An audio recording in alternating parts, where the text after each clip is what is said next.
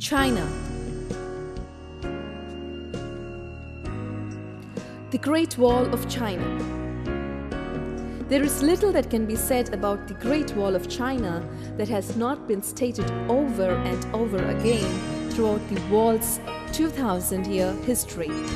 Construction of the Great Wall started in 221 BC to defend the Middle Kingdom from Mongol soldiers. But many of the sections were already in place, built by a series of independent kingdoms stretched across the land from Shanghai Guan on the east coast to a Jia Yuguan in the Gobi Desert. Emperor Qin Shi Huang merely oversaw the joining of these walls. The first chapter in the history of the Great Wall of China ended in 207 BC, when the last of the over 6 billion cubic feet of compacted earth was set into place. The Great Wall was only moderately effective in carrying out its purpose, even after it was faced with bricks and stones. Its real value came in the way it eased transportation throughout the land, acting as a kind of elevated throughway. Equipment, goods and passengers could more easily traverse the arduous mountainous wilderness that enveloped the Great Wall. As strange as it seems now, before a Great Wall of China, tour was a prerequisite on any trip to the country. Many of the sections fell into disrepair as time passed, and the import of the towering structure lessened as marauding nomads dispersed into the annals of time.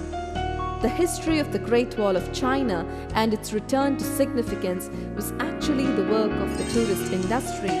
Now, there are plenty of popular sites where the day tripper can behold one of the most famous landmarks in the world. Badaling, Mutianyu, and Simatai are the most popular spots to being a Great Wall of China tour. The closest to Beijing, where most travelers are approaching from its Badaling, about 40 miles northwest of the capital. Here is certainly the most popular spot for tour guides and those giving the Great Wall a cursory glance. Here you will find a glut of souvenir shops, cheesy restaurants, and any number of other tourist traps.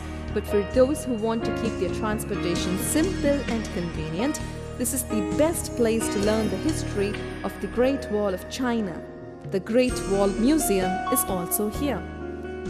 Mutianyu is not much better.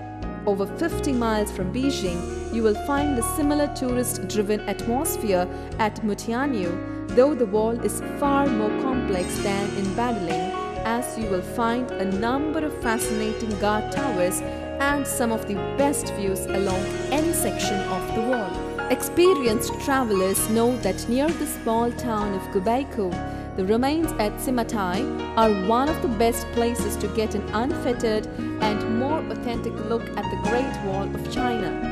Watchtowers line the walls haphazardly, winging their way across the landscape. The only problem with Simatai is that it is a much more rigorous hike to view the wall. The terrain ranges from sharp inclines to steep drop-offs almost without warning, so it is certainly not for the beginning hiker. But those that make the trip to Simatai are sure to be rewarded with the best views in all of China. Tiananmen Square.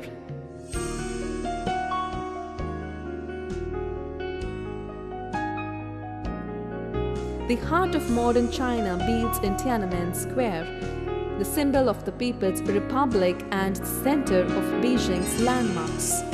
The flagstones of Tiananmen cover a staggering 440,000 square meters, enough space for a gathering of 1 million people. The Tiananmen Gate Tower sites at the north, while the 5-star red flag and the monument to the people's heroes dominates the center. You can visit the Great Hall of the People in the west and then go to the east for the National Museum of China. The Chairman Mao Memorial Hall and the Tiananmen Gate sits at the south of the square. Over several hundred years, many meetings and demonstrations are held here, making it a place where history is made. The square is listed as one of Beijing's top tourist spots, attracting tens of thousands of people daily.